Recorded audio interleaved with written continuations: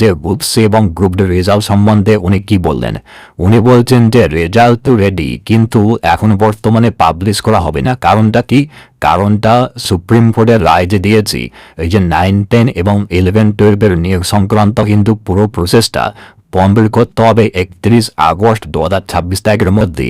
তার জন্য ওই নিয়োগটাকে জোর কদমে চালানো দল কিন্তু ওইটা কিন্তু বর্তমানে চালাচ্ছে। এবং এখানে যে গ্রুপ সি এবং গ্রুপ ডি এর জন্য কিন্তু রেজাল্টটা বের করছে না, এমনটাই কিন্তু উনি বললেন।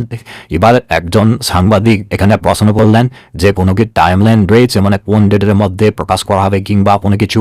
উনি বললেন যে কোনো কিছু টাইমলাইন নেই, এখন ওদিকে কিন্তু নজর যাচ্ছে না।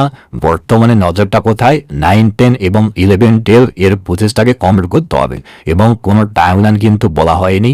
তবে বলা হচ্ছে এই যে শিক্ষক যারা নিয়োগ 9, 10 এবং 11, 12 এটা সম্পূর্ণভাবে শেষ হওয়ার পরে কিন্তু গ্রুপ সি এবং গ্রুপ ডি রেজাল্টটা প্রকাশ করা হবে।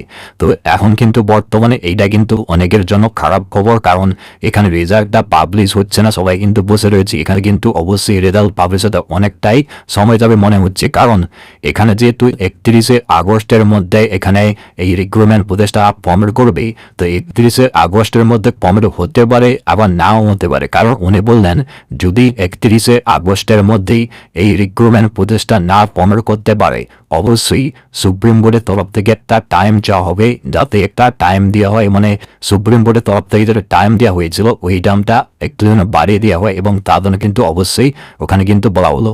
এবার এখানে কিন্তু অবশ্যই এই আপডেটটা বর্তমানে পাওয়া যাচ্ছে যে এই যে রিক্রুটমেন্টটা 9, 10 এবং 11, 12 এইটা শেষ হওয়ার পরে কিন্তু তোমাদের গ্রুপ সি এবং গ্রুপ ডির রেজাল্ট আসবে।